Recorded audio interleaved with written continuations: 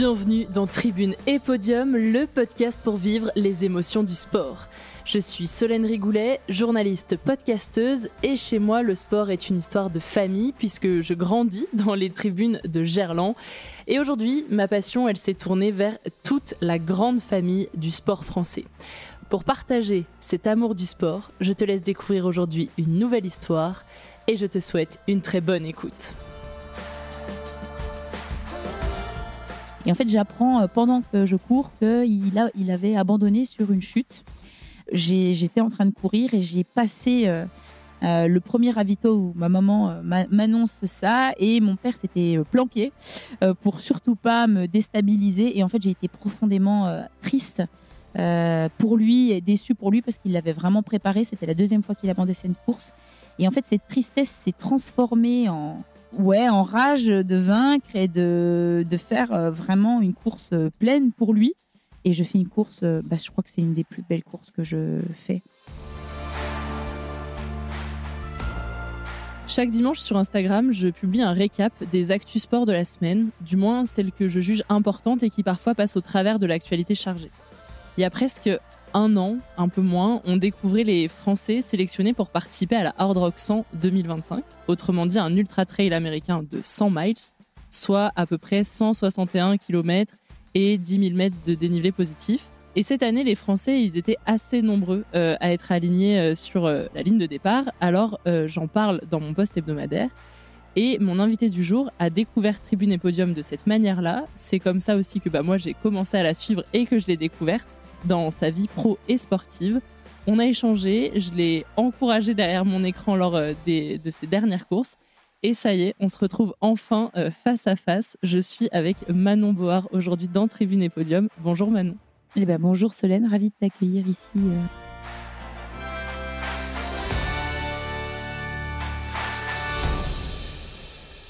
Pour commencer, je vais te demander de me dire qui tu es en dehors du sport, donc sans me parler de ton activité sportive. Bon, il y a plein de choses à dire. Donc Manon Board Caillé, je suis mariée. Pas très loin de Besançon, à une trentaine de minutes. Je suis dans la vie diététicienne nutritionniste. J'ai 33 ans et je suis originaire du Haut-Doubs. Alors, il me semble que tu connais un petit peu le Jura. Le Haut-Doubs, Morteau, Pontarlier, c'est un petit peu le bout du massif jurassien. On a des jolies montagnes, mais des plutôt moyennes montagnes, alors qu'à Besançon, ici, on a plutôt des collines. C'est plutôt de la plaine et des belles collines. Et j'ai grandi dans cet environnement, dans une auberge que tiennent mes parents à la frontière suisse. Je suis passionnée de l'humain, de la nature, des relations et des rencontres et des partages un petit peu à travers des bons moments comme peuvent permettre le métier de mes parents. C'est l'esprit auberge. C'est l'esprit auberge. Et mon métier de diététicienne nutritionniste, c'est surtout aussi pour retrouver un petit peu cette rencontre avec autrui, avec l'humain et être dans l'accompagnement et la recherche de bien-être, autant physique que mental, parce que la diététique, c'est pas qu'une histoire d'assiette, il y a aussi tout l'environnement derrière. On va parler de tout ça parce que c'est trop intéressant que tu aies ces deux casquettes. Mais avant tout, on est là quand même pour parler de ta pratique sportive. Toi, aujourd'hui, tu fais de l'ultra-trail, mais tu n'as pas commencé comme ça. En tout cas, j'ai rarement vu des enfants de 3 ans faire de l'ultra. Donc peut-être un jour, mais bon, pas tout de suite. Par quoi est-ce que tu as commencé ? Je pense qu'à 3 ans, j'avais déjà des skis aux pieds. Le Jura, c'est connu quand même un peu pour le ski de fond, notamment, le ski nordique. J'ai fait un peu de ski alpin, mais j'étais vraiment pas une mordue. C'était mon premier sport, faut le savoir. Après, mon premier sport, si on peut dire, c'était peut-être le trail, parce que aller faire des cabanes, aller courir dehors, aller gambader dans les champs avec les vaches et dans la montagne, c'était quand même clairement mon activité favorite quand j'étais petite. J'étais pas du tout Game Boy et télé, j'étais plutôt nature, sapin. Et après, mes sports de prédilection, ça a été pendant longtemps, sur ma phase d'adolescence et d'enfance, le ski de fond, l'hiver, avec le ski à roulettes, le ski roue, ce qu'on dit l'été, où bon, c'est pas forcément ce que je préfère, mais par contre, ça permettait de garder un peu la caisse et puis le côté technique. Un petit peu de course à pied dans tout ça. Et puis surtout, moi, le judo, je vivais, je dormais, je mangeais judo. J'en ai fait jusqu'à mes 16 ans, avant d'avoir une grosse blessure qui m'a fait arrêter la compétition. Et par le fait, j'ai tout arrêté. dans ta famille, c'était logique de faire du sport? Enfin, comment vous viviez le sport dans la famille? Est-ce qu'il y a que toi qui en faisais ou tout le monde pratiquait? Non, alors c'est un peu dans notre ADN, hein, du côté notamment paternel, hein, du côté de mon papa. Mon père, il est issu d'une famille avec 7 enfants. Ils ont tous été très sportifs. Ça faisait partie aussi de leur mode de vie depuis tout petit. J'ai un papy qui a été longtemps président du Massif jurassien, qui a aussi beaucoup accompagné mes oncles et tantes et mon père sur le côté sport. Alors encore une fois, sport nordique, mais Ouais. Après, voilà, c'est le territoire qui veut ça aussi. Oui, tout à C'est vrai fait. que quand on parle du Jura, on pense ski de fond, biathlon. Enfin, c'est ce qui vient en premier. C'est ça. C'est vraiment dans notre éducation. Il me semble que tu avais reçu Lou-Jean Monod. Oui, Et voilà, exactement. c'est vraiment dans notre ADN de mettre des skis aux pieds. Alors, même si, par exemple, mon mari vient de Gier, hein, la montagne en face, lui, il n'était pas du tout skieur. Mais moi, je viens d'une famille de skieurs. Ouais. Voilà, j'ai un oncle qui a fait les Jeux, un autre qui était très, très fort en ski nordique, en saut à ski. Ouais, donc tu as baigné là-dedans, quoi. Voilà. C'était logique. Tout à fait. Et le trail, en fait, c'est un de mes oncles qui a mis mon père au trail dans de la compétition. Il était très, très fort. Lui, il faisait partie de l'équipe ASICS sur des 30 km. Et mon père s'est mis un petit peu à la compétition sur le tard quand moi, je commençais à diminuer un petit peu, à changer un petit peu de cap au niveau de ma pratique sportive dans ma phase d'adolescente où j'allais plutôt étudier et aller dans les grandes villes pour passer sur le côté étudiante où j'ai arrêté. Et ben lui commençait à percer dans le domaine du trail et du coup j'y ai mis sabot à l'étrier, mais j'y ai mis pied à l'étrier à ce moment-là, mais sans pratiquer, mais plutôt en suivant mon père, mon oncle. Et tu te des souviens aventures folles. ta première sortie trail où tu te dis là, je vais sortir, je vais mettre des baskets et je vais aller crapahuter dans les montagnes? Non, je m'en souviens pas parce que je pense que à cette époque-là, j'en faisais sans le savoir. Crapahuter, je le faisais petite. Ouais. On crapahutait beaucoup avec le ski club, avec mon père. C'était aussi des moments. Lui, il a toujours fait beaucoup de sport. Il partait de la maison avec des fois 3 fois rien pour aller relier une grande ville ou Saint-Jacques-de-Compostelle, où on le retrouvait en Espagne ou en Italie. Ça faisait partie aussi de nos vacances, hein, quand Toujours mes parents. plus proche de Besançon. Voilà, il se faisait des grandes bambées tout seul avec une banane et puis une carte bleue et un slip, quoi. Et nous, on le voyait. Moi, je l'ai toujours vu s'entraîner tous les jours de sa vie. Ma maman a toujours été dans le soutien par rapport à ses épopées.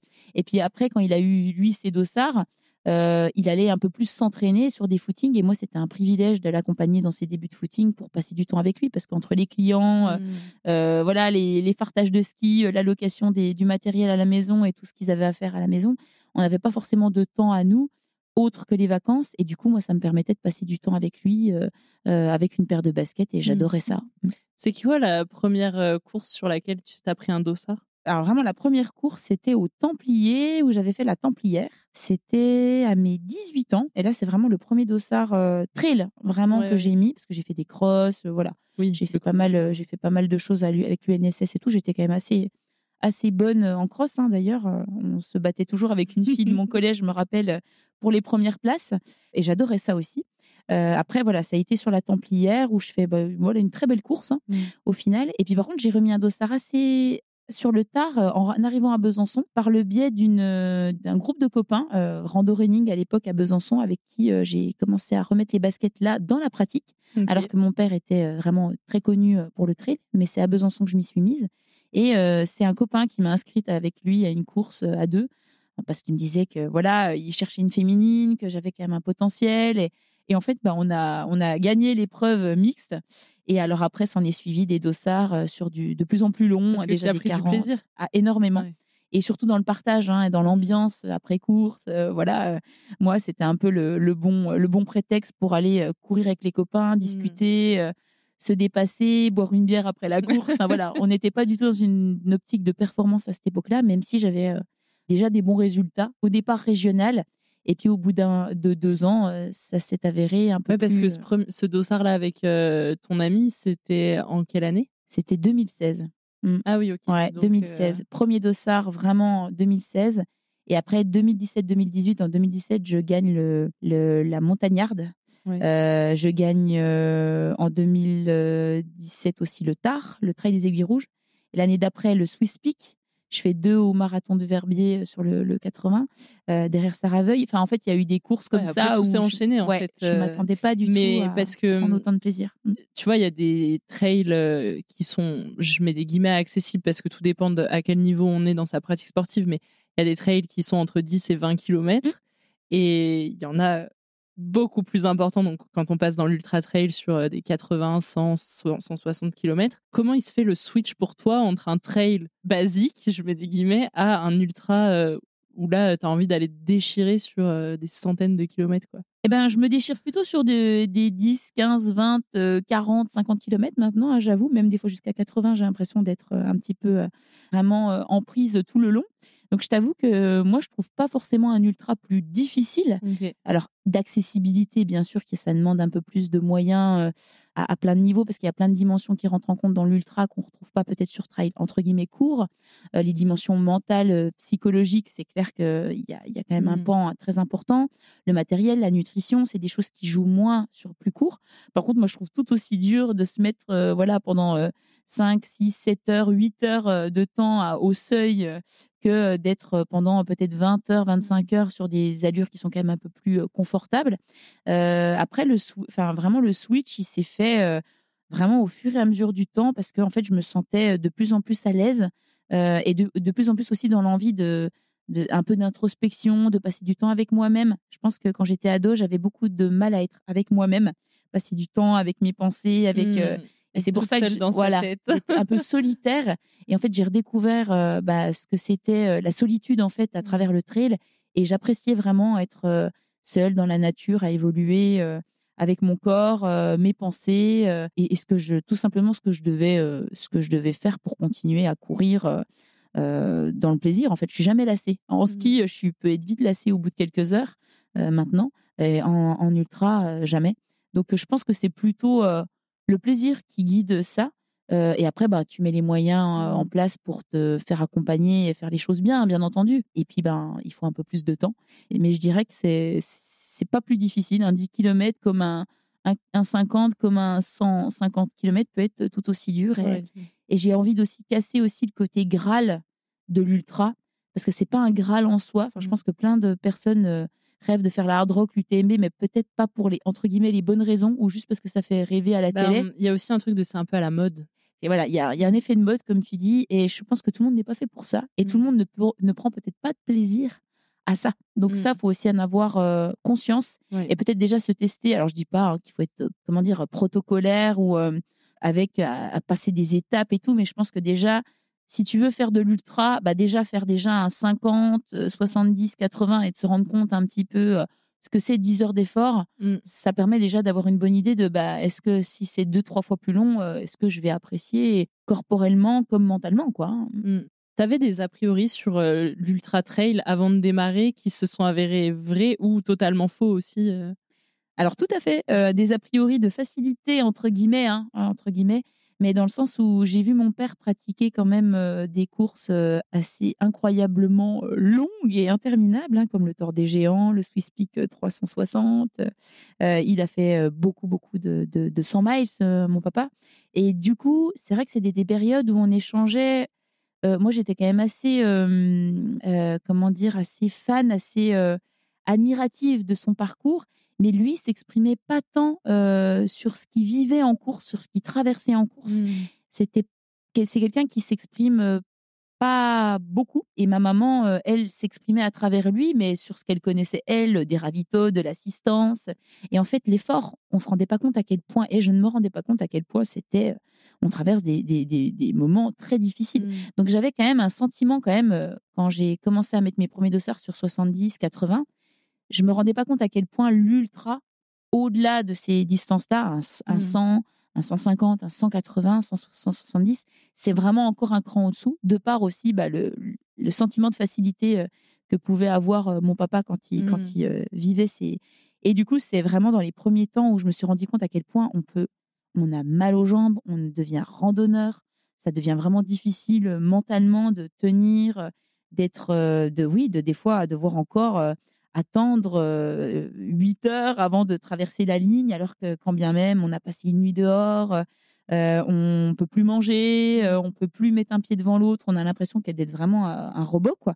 Et ça, on accepte petit à petit le process. Mais les premières fois, je me suis vraiment cassé les dents en me disant, mais c'est ça l'ultra, mais en fait, j'avais pas l'impression que c'était si difficile. Ouais. Je pense que tout le monde vit ça, mais moi, de par la pratique de mon père, tout le monde me disait ah, mais je pense que tu as un petit peu déjà plein de billes, plein de conseils. Ouais, mais en fait, tant que tu n'as pas vécu ce que c'est, tu peux avoir tous les conseils du monde sur le côté logistique, matériel, Ouais, tant que tes jambes, elles l'ont pas entraînement. fait. Voilà, tant que tes jambes et ta tête ne l'a pas vécu, c'est très difficile de mettre des mots dessus. Et mon père, maintenant, l'exprime beaucoup plus facilement. Je pense qu'à ce moment-là, il n'était pas en capacité de m'exprimer ses ressentis et ses émotions. Et maintenant, je ne sais pas si c'est la sagesse ou l'âge qui fait qu'il délie un petit peu, que la parole se délie, mais c'est intéressant. On parle de choses qui sont des fois très... qui m'a jamais dit, en fait. Donc, c'est quelque chose qu'on partage beaucoup aussi. Ouais, c'est intéressant parce que c'est quand même lui qui t'a mis le pied à l'étrier. Donc, en fait, c'est d'une façon hyper appréciable de pouvoir échanger avec lui sur ce sujet-là, quoi. Ouais, puis maintenant, ce qui est génial, c'est qu'on s'entraîne ensemble. Il n'y a pas de sachant. Peut-être qu'il fait tes ravitaux. Ça lui est arrivé. Alors souvent, il le fait en récup, entre guillemets, parce que souvent, il cale un objectif juste avant et il vient avec ma mère sur l'assistance via un filet à coups de main. Alors des fois, pour lui, c'est pas toujours la meilleure récup du monde, mais par contre, émotionnellement, des fois, ça donne des choses assez sympas. Ouais. Sur l'ultra, quand tu te mets à faire ces très longues courses et que tu découvres ce que c'est, tu le dis pour te retrouver seule, parce que ça te fait du bien, tu prends du plaisir. Mais il y a aussi l'aspect compétition. À un moment donné, tu vas chercher aussi des temps, tu vas chercher des places sur le podium. Comment tu le vis, ça aussi, de plus juste être aligné sur le départ en mode je suis Manon Board, je fais ma course comme j'ai envie, mais plus comme je suis un peu connue, je suis un peu favorite et j'ai des adversaires de taille. Eh ben, en fait, je travaille dessus parce que il est vrai que depuis 2021, j'ai connu quand même des tournants. Donc voilà, 2019, je me fais accompagner par un entraîneur, Philippe Monnier-Benoît, qui m'accompagne encore aujourd'hui. Et il m'a vraiment permis de passer des caps. Et 2019, après, il y a eu la période Covid. Et en fait, en revenant du Covid, sortie du Covid en 2021, j'ai vraiment passé aussi un nouveau cap, autant physiquement que mentalement. Et je me fais sélectionner en équipe de France. Je gagne la TDS, les championnats du monde. Il y a eu 2023 encore un tournant où j'ai vraiment fait une année, j'ai explosé au niveau de mon niveau. Et du coup, j'ai pas eu le temps de me rendre compte à quel point ma progression physique avait passé des caps comme ça. Ça s'est fait quand même assez rapidement. Et du coup, mon manque d'estime et de confiance en moi m'a un peu rattrapée, ou le sentiment un peu de manque de légitimité, de l'imposteur. Ça a été assez compliqué parce que je perdais un petit peu mes moyens et je n'avais plus l'essence même de pourquoi je me mettais derrière une ligne de départ.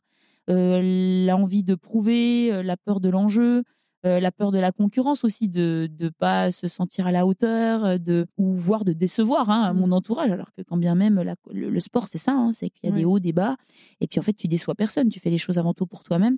Ça a été compliqué et ça l'est encore. J'avoue, il y a eu une TDS un peu compliquée et je pense que c'est peut-être pas pour rien aussi que j'ai fait des erreurs un petit peu dès le début de parcours, avec une chute qui aurait pu être évitée.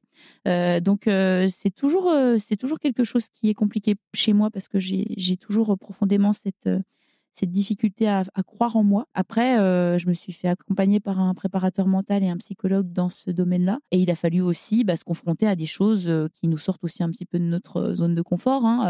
Quand tu fais des crosses, quand tu fais des semi-marathons, quand tu vas sur des trails plus courts, quand tu vas sur des championnats de France, quand tu fais des championnats du monde ou un UTMB, tu n'es plus tout seul devant à prendre la tête et puis après être avec toi-même, avec ton chrono et ta course pleine, quoi. Moi, ça se passe très bien quand je suis avec moi-même et avec des optiques un petit peu de temps de passage, de chrono. Quand il faut jouer des coudes. Voilà, quand il faut jouer des coudes, c'est un peu plus compliqué parce que je suis capable de perdre vraiment mes capacités si je me fais doubler, ou c'est des choses qui sont encore, en tout cas, améliorées de mon côté. J'ai eu des périodes où je pense que ma confiance en moi était meilleure et où, du coup, cette concurrence m'a galvanisée et m'a permis d'être plutôt dans le jeu. Et j'ai des périodes où, dès que je suis un petit peu moins sûre de moi, ou qu'il y a beaucoup de fatigue, ou que c'est des périodes remplies émotionnellement, je me sens un petit peu moins à ma place et c'est beaucoup plus difficile d'être transcendée par cette concurrence qui, en plus, chez la femme, faut le dire, augmente. Et moi, je trouve ça génial. Par contre, c'est vrai que quand tu es derrière une ligne de départ ou sur le coup, des fois, ça a beau être génial pour ton sport, pour tes enjeux futurs et pour le sport féminin, tout simplement, et pour le trail et l'ultra, parce qu'il faut savoir qu'on est encore 10 à 13% de femmes au départ d'un ultra, c'est quand même pas foufou, quoi. Ça reste encore chez moi des fragilités qui font peut-être aussi écho à mon enfance et à mes vulnérabilités caractéristiques.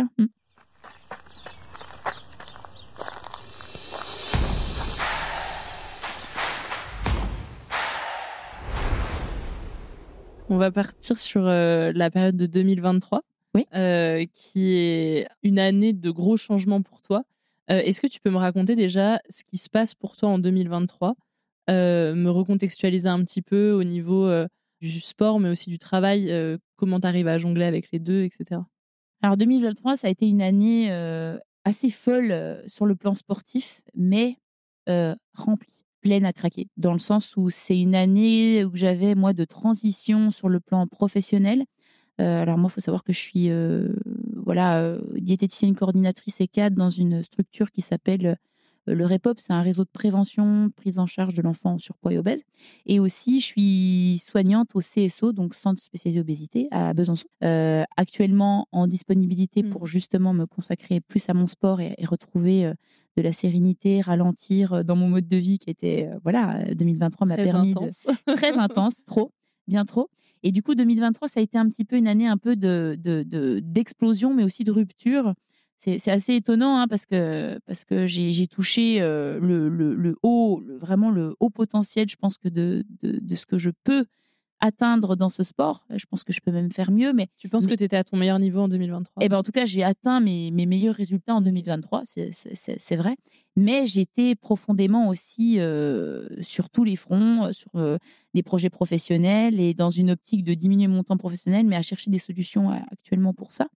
Donc, j'ai été accompagnée par Oka en 2021. 2023, j'ai un contrat un petit peu plus semi-professionnel qui se met en place, sans que je veuille, pour le coup, diminuer drastiquement ou arrêter momentanément ma profession. J'avais aussi une autre entreprise qui carburait bien dans le domaine de la nutrition du sport. Enfin voilà, prise par plein de projets.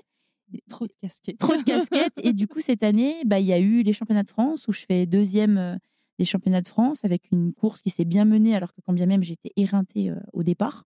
Donc là, je me suis dit, ouais, quand même, c'est pour une course qui partait mal, ça se passe très bien. Qualification pour les championnats du monde, un ultra à Madère qui s'est magnifiquement bien passé alors que je devais courir un petit peu en dedans. Et je fais 10e au scratch et je gagne la course avec une très belle concurrence et une belle marge d'avance. Et un mois après, les championnats du monde où je fais, où on gagne en équipe, médaille d'or par équipe, et où je fais 3 en individuel, malgré tout en revenant d'une blessure. En revenant de blessure et en ayant travaillé d'arrache-pied en parallèle des entraînements. Tout à fait. Donc voilà, je mettais un petit peu... tout était rempli dans mon agenda, mais je le faisais avec beaucoup d'envie, beaucoup d'entrain. Et cette place de la légitimité, je me cachais un petit peu derrière ma vie professionnelle et ça me permettait d'arriver derrière une ligne de départ en me disant, de toute façon, j'ai rien à perdre, j'ai mon travail qui me plaît, et puis je reste que semi-professionnelle et j'ai vraiment... en fait, j'avais vraiment envie de prouver des choses à cette période-là. Ça s'est très, très bien passé pour moi en termes sportifs. Par contre, j'ai eu beaucoup de blessures cette période-là. Des déchirures, une entorse très importante à la veille de l'UTMB quelques semaines après. Et puis un UTMB où je pouvais faire une course incroyablement menée. Je mène derrière Courtenay à une dizaine de minutes pendant 100 km de la course. Et puis malheureusement, il y a eu une chute. Alors là, ça montre aussi... l'inattention, le manque de fraîcheur, le manque de lucidité qu'on peut avoir sur ultra, ça joue à de la fraîcheur physique et mentale.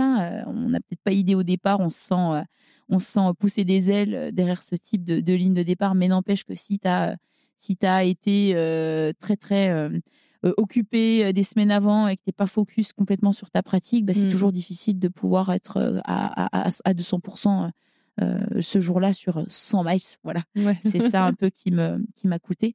Et du coup, je finis l'année éreintée.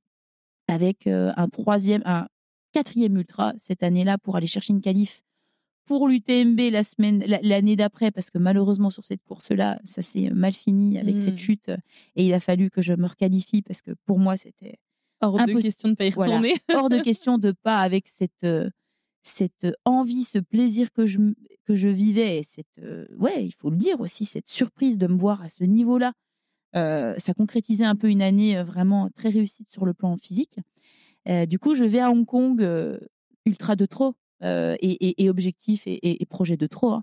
Je vais à Hong Kong en fin d'année et là, c'était vraiment la goutte d'eau où je me sentais vraiment très, très affaiblie, très éreintée et des petits, entre guillemets, «problèmes de santé» qui étaient en cours de diagnostic, qui m'ont fait dire, l'année suivante, bah, en fait, c'était peut-être un petit peu tard et j'aurais peut-être dû mettre le frein à main un petit peu plus tôt. L'année d'après, voilà, j'ai vraiment le bilan d'un diagnostic de déficit énergétique chronique qui était quand même en place depuis quelque temps, sauf que, bah, un peu galvaudée, cette problématique, et en même temps, assez méconnue encore à cette période-là. Et avec mon médecin, bah, on a commencé à mettre en place les choses pour aller mieux sur ce pan-là. Et du coup, quand tu exploses là, en cette fin d'année 2023, après tous ces ultras, les blessures, le travail, enfin beaucoup, beaucoup de choses, quand ton corps il dit un peu stop, en vrai, il envoie tout plein de signaux déjà depuis un moment avec les blessures. Là, il finit par dire allez, ça suffit, Tout à fait. tu m'as gavé. Comment tu le vis au niveau mental surtout? Parce que c'est pas la même chose que quand le corps il suit plus, comment le cerveau il réagit? Ouais, bah, alors, en fait, justement, hein, c'est vraiment quand je te dis une fatigue centrale, c'était, en fait, j'étais même plus capable de raisonner correctement, de réfléchir à tout ça, de prendre des décisions. Cognitivement, j'étais ralentie. Émotionnellement, j'étais ralentie aussi, hein. J'étais un petit peu éteinte, et un petit peu, comment dire? Inhibée. C'est très particulier, hein, mais j'ai vraiment vécu ça pendant une bonne année et demie, hein. C'est quand même long et en même temps, là, j'arrivais vraiment au bout. Et puis alors physiquement, plein de symptômes qui me faisaient dire que j'étais, éreintée en profondeur, mais que c'était pas qu'une coupure sportive de 3 semaines dont j'avais besoin. Et en fait, mentalement, c'est très compliqué parce que tout le monde était, ahuri de mon année. Mes sponsors, voilà, j'ai eu des belles propositions, des contrats qui ont été, derrière, qui suivaient forcément avec une année, pleine comme cela. Mais moi, mentalement, je me sentais profondément, pas, satisfaite. Alors pour 2 choses, parce que je sentais que sportivement, je pouvais faire mieux et que j'étais quand même, aussi profondément, pas en santé. Alors rien de très grave en soi, mais par contre, c'était pas du tout l'image que je voulais donner, de quelqu'un en santé, un professionnel de santé en plus qui veut entre guillemets, divulguer des bons messages, faire preuve de quelqu'un sur lequel on peut s'identifier, et être en capacité de prendre des bonnes décisions pour soi. Donc j'avais vraiment du mal un petit peu avec tout ça et j'étais prise un petit peu dans l'engrenage en fait de toujours plus, et pas toujours mieux, voilà. Donc mentalement, c'était très partagé entre, tous les gens qui me disaient, tout mon entourage qui me disait: «Mais tu te rends pas compte, tu fais une année incroyable, les échecs ça arrive, voilà», et en même temps, moi j'étais des SOS que je lançais sur le fait que, mais en fait, je suis plus en capacité de réfléchir, j'ai l'impression de perdre un petit peu de mon empathie, j'arrive plus à correctement travailler, à correctement m'entraîner et puis la motivation était un petit peu en dents de scie à cette période-là. T'as trouvé des gens sur le circuit avec qui en parler, qui avaient pu vivre ça aussi, ou c'était difficile? Bah, c'est une période où on commençait à parler un petit peu de ça, mais je pense que j'étais, vraiment à un point, moi, j'avais pas trouvé quelqu'un, en fait, qui était à ce point-là, en fait. Ouais. Des phases un petit peu, de temps, de fatigue. En fait, je connais ça dans le monde du travail, parce que je suis dans une équipe quand même où on a connu quand même, bah, faut le dire, beaucoup de projets, beaucoup d'ambition et d'équipe, une équipe qui est vraiment à 200. Mais par contre, on a connu des burn-out et moi, j'ai connu ça dans le monde professionnel, soignant. Mais moi, c'était un burn-out, total, en fait, physique et sportif, quoi. Parce que, professionnel et sportif, en fait. J'avais vraiment les 2 pans et j'avais aussi, profondément mon corps qui m'envoyait des signaux, hein, une aménorrhée, des troubles du sommeil, des problématiques, de rassasiement, vraiment importantes, des fluctuations un petit peu au niveau des émotions, au niveau de l'humeur, vraiment, hormonalement, il se passait vraiment des choses et j'ai trop attendu en tout cas ou en tout cas les suivis que j'avais, gynéco et médicales à ce moment-là, me faisait dire que bon, il y a quand même des petites choses à surveiller, c'est pas grave, hein, c'est parce que tu fais trop de sport, mais en même temps avec la vie que t'as, mais on m'a jamais dit qu'il fallait peut-être que je revoie mes priorités en fait, hein. C'était pas à ce moment-là en tout cas. Et du coup, à un moment donné, il y a plusieurs chemins qui s'offrent à toi. Celui d'arrêter de travailler, celui de ralentir au niveau sport, celui de ralentir un peu les deux peut-être, mais continuer d'avoir cet équilibre entre travail et course et trail. Quel chemin tu décides de prendre et comment tu le vis aussi? Parce que en fait, tu prends du plaisir de partout, donc c'est dur, hein. C'est frustrant de devoir faire un choix sur quelque chose qui t'apporte du plaisir. J'ai un mari, je pense, qui m'a appris aussi à ralentir un petit peu et à être un petit peu plus, alors pas oisif, mais d'avoir aussi du temps. Voilà, on a acheté une maison dans la campagne, on a un chien, d'avoir aussi une vie autre que l'hyperproductivité, quoi. Être dans un ordi, travailler, être avec des patients, courir. En fait, moi, j'ai toujours été quand même baignée dans cette éducation-là de par ma famille, hein. Quand tu es aubergiste et qu'en plus de ça, tu as un papa qui s'entraîne tous les jours de ta vie, c'est compliqué. En tout cas, tu les vois pas ralentir et rien faire, quoi. Et pourtant, quand bien même, on n'est pas fait pour être, on n'est pas des machines, quoi. Et on a besoin de se reposer, juste l'esprit aussi, et d'apprendre à pas s'ennuyer, mais de rien faire. Et j'ai appris à ça. Mon mari, et voilà, l'environnement familial aussi dans lequel je vis maintenant. Et quand même, cette année-là, je me suis laissée une année pour me dire, alors attends, laisse-toi une année. Cette année 2023, elle a été exceptionnelle, mais voilà, est-ce que c'était une année comme ça, au coup de bluff, quoi? Ou est-ce que vraiment tu es en capacité de faire mieux, est-ce que tu as envie de le faire aussi? Et est-ce qu'il existe des solutions aussi pour que sur le plan professionnel, tu puisses peut-être mettre entre parenthèses un petit peu ton travail? Je me suis vraiment laissée là, et surtout, est-ce que j'ai envie? Voilà, c'était un petit peu ça la question. Et je me suis laissée 2024. Alors 2024 a très, très, très mal commencé. Vraiment, à tout niveau, hein, sportivement, là, pour le coup, c'était plus du tout la même chose. Tout le monde m'attendait au tournant et pourtant, j'étais pas du tout à la hauteur des Mais attentes. avec l'année que tu venais Et bah oui, d'avoir, en fait, voilà, c'est que clairement, j'étais arrivée à un point de fatigue où il me fallait beaucoup plus de temps pour me reposer. Et il est arrivé la Diag. Alors là, la Diag, malheureusement, quand j'en parle, les Donc gens là, me on disent est plutôt en octobre 2024. Ouais, tout à fait. Et voilà, l'année 2024 a été globalement pas forcément satisfaisante, hein, sur le plan sportif. Pas un abandon à l'UTMB, mais par contre, je suis allée au bout, mais avec encore une fois une blessure qui m'a fait profondément ralentir et finir à la 20e place à 3 heures de mon chrono. Oui, ce qui est très loin de ce que tu espères voilà. quand tu t'alignes Ouais. sur l'UTMB. Ouais. Il y a mes espérances, mais il y a aussi ce que je vaux, et je sais ce que je vaux, et il y a aussi ce que les autres te renvoient. Et pour moi, c'est toujours un peu compliqué de faire abstraction de tout ça. Et du coup, la fin d'année 2024, avec cette Diag, où là, par contre, je me suis retrouvée à être arriver à rentrer dans une course où peu importe ce qui se passe, peu importe l'enjeu, peu importe la concurrence, j'avais juste envie de courir pour moi.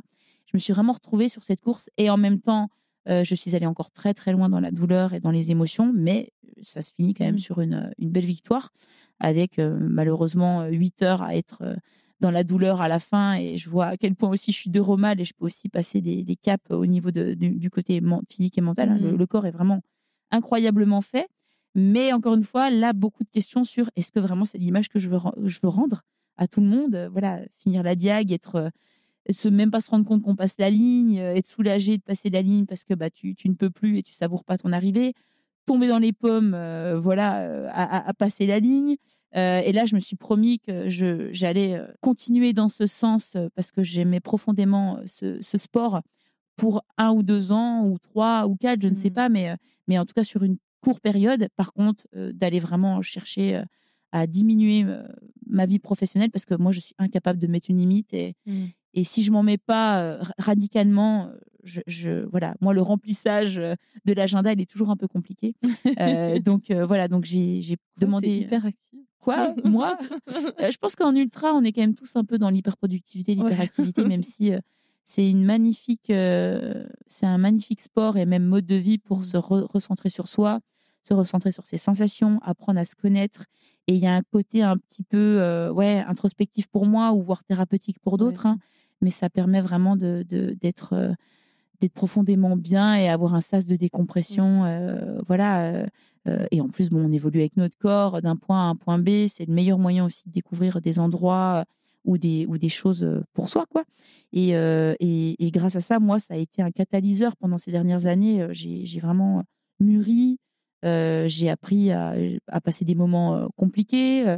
Et je veux vraiment continuer là un petit peu dans ce sens-là, tout en prenant soin de moi.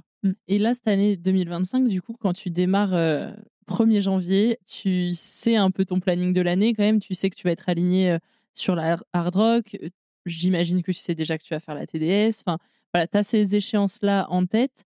Et en même temps, tu as cette envie de te préserver. Donc, tu sais que tu vas prendre une dispo à partir d'avril. Donc, tu as 4 mois à travailler et après, le sport à 100%. Tu es sereine à ce moment-là? Alors la sérénité, elle est arrivée avec l'expérience, parce que j'avais quand même beaucoup, encore une fois, de peur et si jamais je mise tout, alors mise tout, j'ai mon auto-entreprise, ça reste quelques mois. C'était un test aussi de Puis faire ces 11 mois. Qui te suit, donc tout à fait. Tu as un peu une sécurité quand même. Complètement. Puis ça reste que du trail. Voilà, il y a pas de. Donc je me suis un petit peu rassurée là-dessus. Par contre, sereine, je dirais pas à 100%, surtout avec la diag que j'avais passée. J'ai passé quand même un hiver avec pas mal de séquelles de la diag, de blessures un petit peu à régler. Mais je suis sereine au jour d'aujourd'hui, de par aussi l'incroyable entourage que j'ai. Parce que j'ai vraiment un entourage qui m'accompagne depuis plusieurs années. Voilà, une fidélité et une connaissance un petit peu, une confiance. Et ça m'a vraiment permis de me rassurer et d'avancer quoi qu'il advienne. Et pour le coup, au bout de 4 mois, je me suis rendu compte à quel point je retrouvais un sommeil, des émotions qui sont moins à tout feu, tout flamme, moins de stress au quotidien, un corps qui réagit aussi beaucoup mieux à la sollicitation, aux entraînements, à cette charge un petit peu mentale que je n'arrivais plus du tout à réguler, en tout cas. Et c'est vrai que là, actuellement, je suis vraiment contente de mes choix. Je prends des projets, mais à toute proportion gardée. J'arrive à m'octroyer beaucoup plus de récupération. Les entraînements sont pas beaucoup plus importants. Par contre, la récupération, d'autant plus. Après, ce qui est moins évident, encore une fois, c'est l'agenda, la tenue de l'agenda. C'est que maintenant, vu que j'ai plus trop de cadre professionnel pour me dire, c'est à telle période que je peux faire cette course, ou à telle période. Cette année, j'ai pas trop tenu mon agenda, malheureusement, alors que d'habitude, je le tiens quand même relativement bien. Il y a eu pas mal de rebondissements. Voilà, sur les courses que tu voulais faire. Tout à fait. Ouais. En fait, il y a eu Andorre et la Hard Rock. Et toutes les autres courses, elles se sont soit ajoutées, soit supprimées. Peut-être que c'est ça aussi, être flex et adapté un petit peu au jour le jour. Mais du coup, ça manque peut-être encore un petit peu d'équilibre, un petit peu de stabilité par rapport à la compréhension de cet agenda qui est un petit peu tout nouveau pour moi, d'avoir un peu plus de temps et mettre un petit peu le sport sur le devant de la scène. Voilà, j'apprends encore. Et là, pour le coup, je prends beaucoup aussi de connaissances et conseils sur des sportifs qui ont fait aussi le choix d'être à 100% ou semi-professionnel, quoi. C'est des choses qui s'apprennent. On n'est pas. J'ai jamais appris à être sportif de haut niveau. J'ai jamais appris à gérer ma com. Il n'y a pas d'école. Il n'y a pas d'école. Et du coup, on apprend un peu sur le tas. On fait des erreurs. Et j'essaie de moins le vivre comme des échecs et de pas appréhender l'échec, mais de vivre ça vraiment comme des apprentissages qui me permettent de prendre justement beaucoup de plaisir à ça. Et puis par contre, ce qu'il faut, c'est juste pas rajouter la course de trop. Pas faire des choix qui soient des choix peut-être pas profondément en accord avec aussi les personnes qui m'accompagnent. Enfin, j'essaie aussi tout le temps de questionner mon entraîneur, mon mari, les personnes qui m'accompagnent, mon manager de chez Oka, par rapport à ne pas être toute seule dans la prise de décision, quoi, parce que c'est des personnes qui maintenant savent, me connaissent et savent aussi ce que sont mes valeurs et mes. Aujourd'hui, quand tu choisis une course, qu'est-ce que tu regardes? Tu regardes la date, tu regardes la difficulté. Enfin, qu'est-ce qui te motive dans ton choix de course et aussi pour toujours faire attention à toi aussi et prendre du plaisir? Alors, la première chose que je regarde, c'est, et ça, c'est vraiment moi, c'est le parcours. Moi, il faut que ça soit un parcours qui me plaise. Alors plus ou moins mon profil, parce que j'ai fait des parcours un peu plus, un peu moins dans mes cordes, un peu moins montagneux, un peu plus roulant, un peu plus rapide, un peu plus long. J'essaie de sortir aussi, d'être de plus en plus polyvalente. Donc ça, c'est clairement, moi, il faut que ça me plaise. Je vais pas faire des courses qui me qui vont pas être en accord avec ce que j'aime et dans le quoi j'ai envie d'évoluer en termes d'environnement. J'entends des personnes qui, eux, ne vont que pour le côté sportif, performance. Moi, il faut que ça me plaise, il faut que l'environnement me plaise, il faut que... Tu vas pas faire de trail urbain, quoi.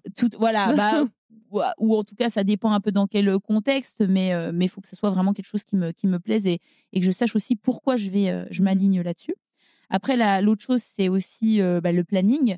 Pas que ça soit à l'enchaînement de... Et ça, j'ai appris à le faire parce que des fois, ça passait au chausse-pied et en fait, je me rendais compte que j'étais soit éreintée, soit que ça passait dans une période où c'était pas enclin à ou justement une période où où j'aurais plutôt eu un manque de fraîcheur ou un début de saison où là, pour le coup, j'aurais manqué un peu de kilomètres. Enfin voilà, tout ça, on le discute pour le coup avec mon entraîneur et mon mari.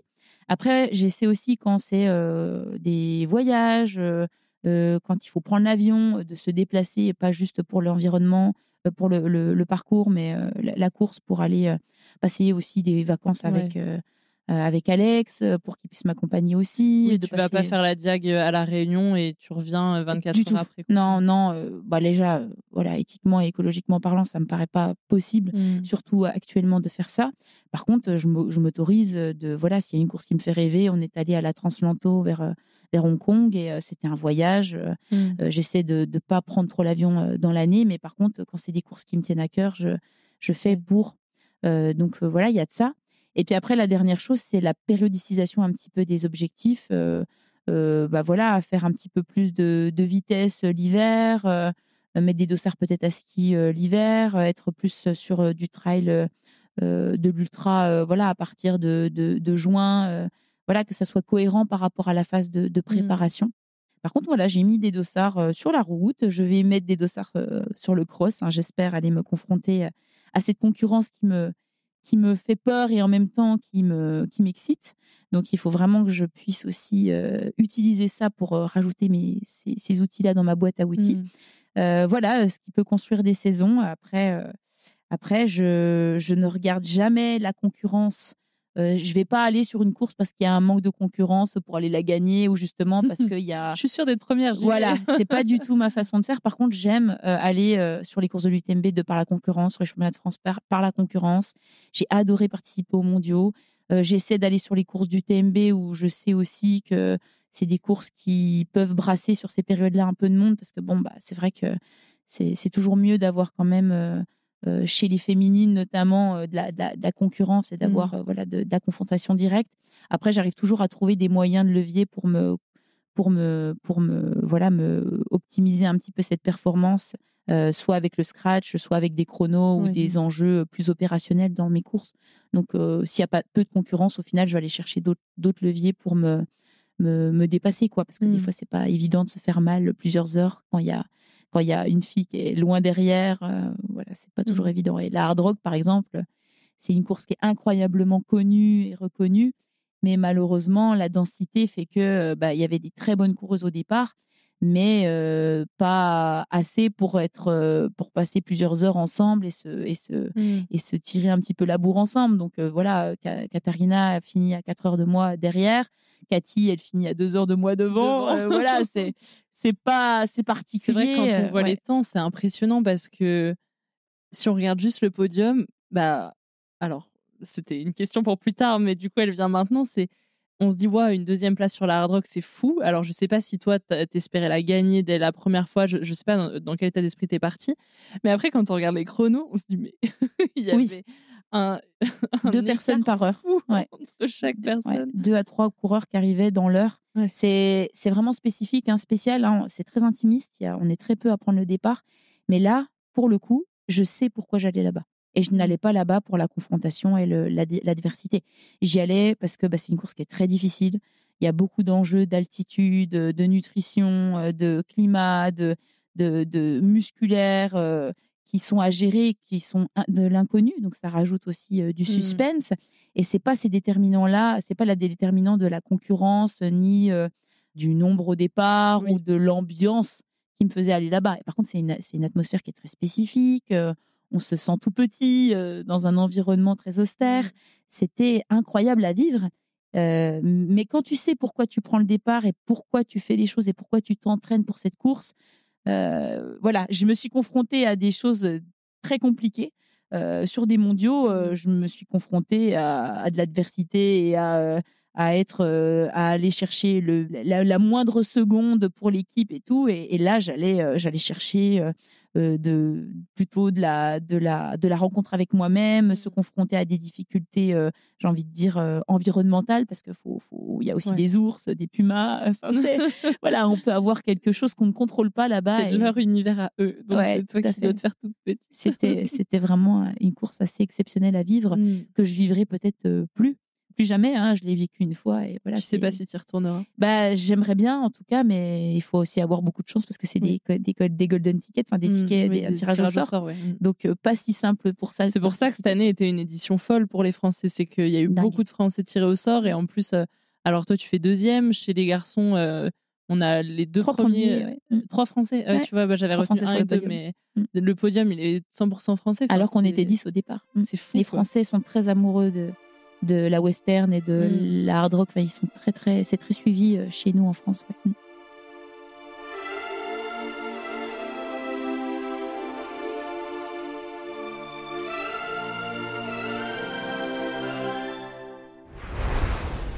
La tristesse, je dirais 2022. Je courais par frustration. Il y a tristesse, frustration, c'est marrant. Par frustration, je m'étais remise parce que le 90 du Mont Blanc avait été annulé. C'était une course qui était sélectionnable pour les mondiaux de 2022, justement, en Thaïlande. Et on devait se requalifier à cette époque-là parce que, voilà, Covid, j'avais eu ma sélection l'année d'avant. Et 2022, il fallait se resélectionner avec voilà, des critères un petit peu différents. Et du coup, 90 du Mont Blanc annulé de par les orages. Et j'avais un état de forme et une envie de courir à cette période-là qui était vraiment très, très bon. Et je m'aligne sur une course que j'apprécie beaucoup puisque je l'avais fait 2 ans en arrière, le Verbier-Saint-Bernard, le 80 km sur une manche Bayou-TMB. Et je prends le départ et mon père était sur la course de la X-Alpine. Et en fait, je prends le départ, ça se passait bien pour lui. Il était 2e, je crois, de la course. Et moi, j'avais une envie folle de courir pour moi et aussi d'avoir l'appui de ma maman et de pouvoir partager aussi la course de mon père d'une façon ou d'une autre. Si c'était pas pendant ma course, ça aurait été après. Et en fait, j'apprends pendant que je cours qu'il avait abandonné sur une chute. Et il s'avère que j'étais en train de courir et j'ai passé le premier ravito où ma maman m'annonce ça et mon père s'était planqué pour surtout pas me déstabiliser. Et en fait, j'ai été profondément triste pour lui et déçue pour lui parce qu'il l'avait vraiment préparé. C'était la 2e fois qu'il abandonnait cette course. Et en fait, cette tristesse s'est transformée en rage de vaincre et de faire vraiment une course pleine pour lui. Et il y avait en plus de ça la frustration que j'avais les 2 semaines avant par rapport aux 90. Et je fais une course, je crois que c'est une des plus belles courses que je fais. Et je fais 4e au scratch avec un très beau plateau masculin, mais à 1 minute 30 du 3e. Donc j'allais presque le croquer. Je suis revenue, il manquait pas grand-chose pour que je... Mais en plus, une course que j'ai adorée, mais avec cette profonde tristesse cette déception pour mon papa qui passait une année en plus compliquée. Ouais. Tu as transformé cette tristesse en résultat pour vous deux, quoi. Enfin, je m'en suis servie pour lui renvoyer des émotions quand même, des belles émotions à l'arrivée. Moi, je suis profondément empathique. Et à l'arrivée, quand je l'ai vu et que je l'ai serré dans mes bras, j'avais un visage... vraiment, j'étais triste et en fait il y a une photo qui ressort et on n'a pas du tout l'impression que j'ai gagné. En fait, je pleurais pour lui parce que c'était malheureusement moi je vis aussi les émotions des autres à travers les autres et c'était vraiment pour lui rendre un peu hommage, quoi. Ça a dû le toucher aussi. Oui, et par contre il était très très fier de moi et il s'est rendu compte aussi à quel point j'avais fait une course pleine et que voilà, des fois, les émotions des uns sont... sur la Diag, l'année dernière, il abandonne au 30e kilomètre et quand je le passe et qu'il me dit écoute, ça va pas le faire pour moi, continue ta course, on va t'accompagner, c'est pas grave. J'étais aussi très très triste, mais je m'y attendais peut-être un petit peu plus que cette course-là où quand je prends le départ, on m'annonce qu'il est 2 et qu'il est en train de faire une super course. Là, c'était un peu plus compliqué, quoi. La gêne. Eh ben, allez, la TDS cette année, une gêne, un malaise que j'ai eu. Alors, malaise physique, certes, parce que du coup, je chute au 17e kilomètre et j'ai dû gérer l'inconfort, alors qu'il s'est avéré de la douleur. Hein. Quand je dis inconfort, c'était vraiment des niveaux de douleur qui n'auraient pas été tenables, en tout cas sur la longueur. Oui, parce qu'à l'heure où on parle, tu as quand même une côte cassée. Voilà, j'ai une fracture et puis une entorse à une cheville, mais bon, ça, en soi, c'est pas du tout gênant en soi quand c'est chaud. Par contre, la côte, avec le sac, les flasques sur le thorax, les bâtons, les montées abruptes où tu hyperventiles, les descentes techniques où tu... Impossible, en fait. Alors, ça aurait été au 130e kilomètre, je dis pas, hein, tu serres les dents, tu vas au bout, comme j'ai toujours pu faire quand il y a eu des problématiques de ce type. Mais là, physiquement, au 20e kilomètre, c'est pas possible, quoi. Tu peux pas, même si tu es devant, même si tu es en pleine possession de tes moyens, avec des si, tu peux pas. Moi, je n'étais pas, en tout cas, en capacité de gérer ça. Oui, puis il faut faire attention à soi. Enfin, c'est au 17e kilomètre. À un moment donné, il n'y a pas que la course, il y a aussi l'après et tout le reste. Alors là, pour le coup, j'y étais pas. J'y étais pas du tout, mais là, j'étais juste pas capable de tenir cette douleur et j'ai été rationnelle sur le fait que non, mais là, ça peut pas durer. J'ai essayé 9 heures de temps. Ça faisait quand même 6 heures que j'essayais un petit peu de trouver des solutions, tout ça. Et en fait, ça a monté crescendo dans les... Et du coup, la gêne, ça a été surtout, alors physiquement, mais aussi mentalement, à me dire un abandon de plus sur une blessure, sur une chute, sur des choses que j'aurais pu éviter, avec un sentiment quand même de culpabilité. Hein, il y a quand même aussi un petit peu de ça. Mais la gêne de l'annoncer aussi à toutes les personnes qui m'accompagnaient. Voilà, j'avais pris la décision d'aller jusqu'à Beaufort en passant Bourg-Saint-Maurice. Et en fait, mon mari, Patrice Hennequin, qui m'accompagnait, toutes les personnes qui étaient là à ce moment-là, je ne leur ai pas montré à quel point c'était compliqué. Mais par contre, je leur ai fait dire que, alors je leur ai dit véritablement ce qui se passait. Ma chute, la côte, les douleurs, je ne suis pas bien. Je vais essayer, mais malheureusement, c'est pas sans tête à ce moment-là. Et en fait, je pense qu'ils ont un petit peu omis et j'ai voulu les préserver. Mais comme quoi, des fois, faut pas tout le temps chercher à vouloir protéger tout le monde, quoi. Et là, je suis repartie en me disant, allez, tu t'essaies, tu pousses et tu verras. Et en fait, quand je m'arrête au Cormet de Roseland, j'étais vraiment gênée, honteuse, mal à l'aise de voir à nouveau décevoir tout ce petit monde et arrêter là, alors que l'aventure commençait seulement, quoi. Donc ouais, c'est pas des sentiments faciles. Après, c'est plutôt le sentiment de culpabilité derrière qui est vraiment difficile à gérer. Mais quand tu sais profondément que tu n'aurais pas pu continuer, il y avait pas de... Le choix, il était unique, en fait. Après, c'est plutôt la culpabilité parce que je pense que c'est vraiment une erreur de ma part. Et j'aurais pu... voilà, c'est des chutes qui sont de vraiment de... Ouais, tu te refais le scénario dans ta tête sans cesse. C'est ça qui est difficile. C'est souvent ça qui est difficile d'accepter l'erreur. Là, on est quasiment 2 semaines après. Oui. Comment ça va ? L'inconfort physique, il est quand même un petit peu meilleur dans le sens où j'arrive à faire des nuits quasiment normales. Alors, cette nuit, j'ai eu beaucoup de mal. Je me suis fait manipuler hier et du coup, ça a réveillé pas mal de douleurs. J'ai encore un peu l'aide des antalgiques quand même pour dormir. Je peux conduire complètement normalement. Là, je fais du sport un petit peu pour moi, des petits footings à 2 à l'heure où je ventile peu, où la fréquence cardiaque n'augmente pas, ou du vélo. Voilà, il n'y a pas de risque en tout cas d'altérer ça. Par contre, c'est encore un peu difficile dans la tête à digérer. Et puis là, je suis en train de juste essayer de me projeter sur la rémission et aussi la suite de la saison, parce que du coup, ça me... Comme au Verbier, comme à ce que j'ai pu te dicter juste avant, moi, ça me donne toujours une charge de revanche où j'ai envie de voir quand même où j'en étais, d'utiliser aussi la bonne forme que j'avais, parce que j'étais en bonne forme, le bel été que j'ai fait, le travail que j'ai mis à contribution.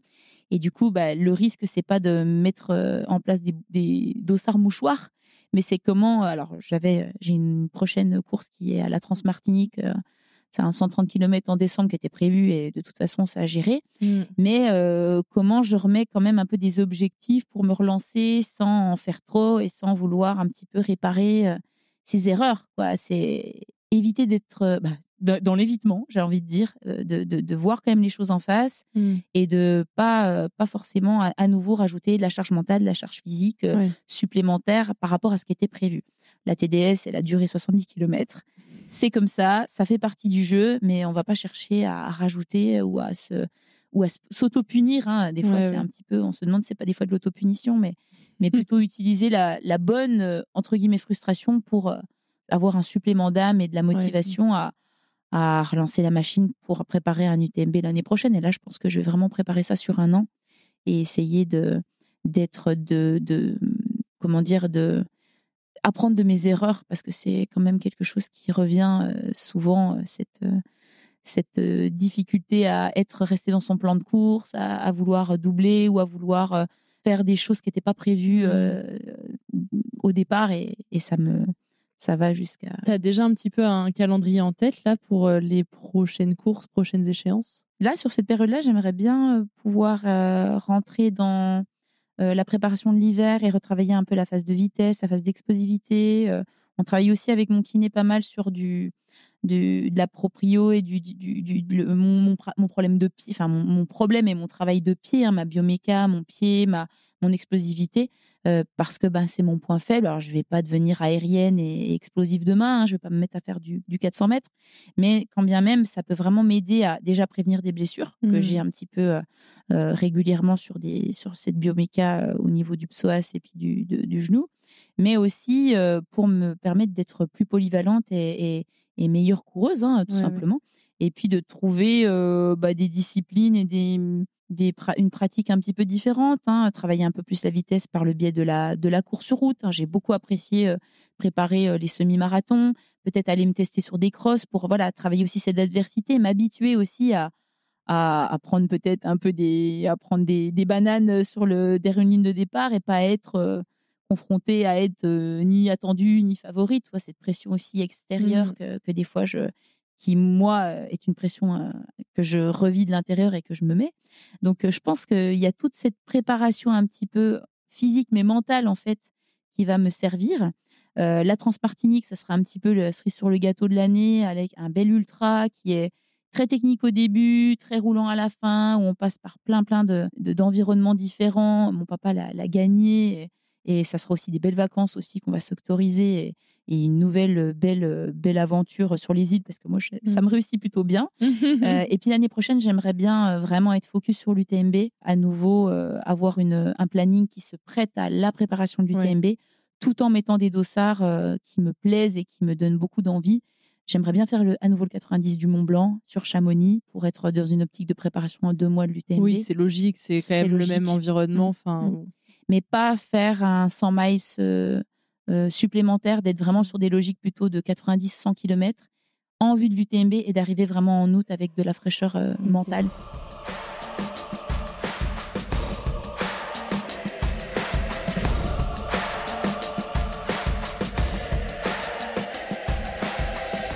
On n'a pas trop été sur la partie nutrition, on n'aura pas le temps d'y aller, ce qui n'est pas grave, ça nous donnera l'occasion de refaire un autre épisode sur toute cette partie-là qui est aussi hyper intéressante. On va aller sur les questions que je pose toujours à mes invités. Si tu devais changer de vie avec une autre personne, un autre athlète, le temps d'une journée, tu choisirais qui et pourquoi?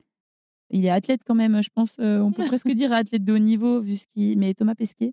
Être une journée dans sa vie. Je pense qu'il a une préparation d'athlète de haut niveau. Athlète explorateur, athlète aventurier et scientifique aussi. Ça me plairait beaucoup. Après, j'aimerais bien être aussi dans la peau d'une athlète ou d'un athlète qui prépare les Jeux Olympiques. Depuis que je suis gamine, j'ai toujours rêvé de faire les Jeux. Alors, je rêvais de les faire en judo. Hein. Teddy Riner me fait rêver, les valeurs qu'il inculque aussi.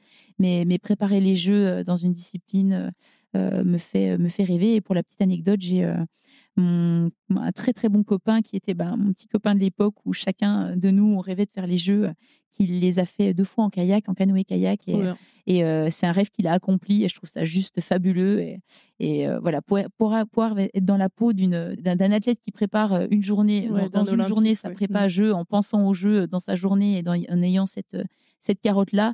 Moi qui quand je prépare l'UTMB j'y pense tous les jours de ma saison. Je pense que les jeux, ça te porte encore pendant plus. 4 ans et toute leur carrière. Et voilà, et 4 ans de préparation, c'est, je trouve, des très belles. Et puis, je pense que aussi être derrière un athlète qui a un handicap, ça permet aussi de relativiser l'effort, le sport, de se rendre compte aussi que on a peut-être des vulnérabilités et puis des incapacités, mais en fait, peut-être qu'on développe aussi des qualités, des capacités peut-être mentales ou physiques sur d'autres plans. Et ça me plairait aussi de vivre ça. Et j'essaie aussi d'accompagner justement en ce moment, à travers le trail, des projets d'inclusion par rapport au sport handicap ou sport santé. Et j'aimerais aussi pouvoir le vivre dans l'autre. Trop bien, trop intéressant. Pan. Et enfin, dernière question, à quel athlète est-ce que tu aimerais passer le relais pour faire le même exercice que toi ici dans Tribune et Podium? Une athlète qui m'intéresserait d'entendre, c'est Marie-Laure Brunet. Ok. Alors, je ne sais pas si tu l'as déjà interviewée. Non, j'aimerais bien aussi l'entendre. Ouais, alors, le ski et sa place actuellement en tant que maman, la transition de son sport et son métier maintenant de préparatrice mentale. Comment elle se sert aussi de son expérience de sportive pour son métier et pour ses nouveaux projets. Ça m'intéresserait vraiment. Je sais que tu es auditrice du podcast, donc ça me fera trop plaisir d'aller chercher ces profils-là en me disant ça va faire plaisir à Manon. Donc, merci beaucoup. Merci à toi. Un grand merci. Et du coup, je te donne rendez-vous pour un deuxième round, puisqu'il y a plein de sujets qu'on n'a pas pu aborder sur tout ce qui est nutrition, santé, physique et tout. Donc, il va falloir qu'on se redonne rendez-vous plus tard. Mais avec plaisir, Solène. Je sais que tu as de la famille et des accroches ici. Donc exactement, t'es je la reviens bienvenue. régulièrement. Merci à toi.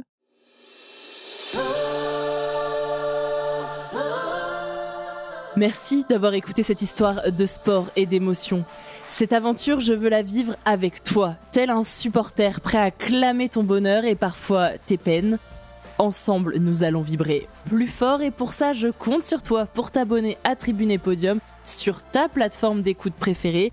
Je suis très curieuse de savoir quel athlète tu aimerais entendre dans ce podcast, alors dis-le-moi en MP sur Instagram, sur le compte Tribune Podium, ou tout simplement en laissant un avis sur Apple Podcast ou Spotify. On se donne rendez-vous tous les mardis pour découvrir des histoires humaines dans Tribune et Podium. Écrivons ensemble notre histoire sportive. Ciao!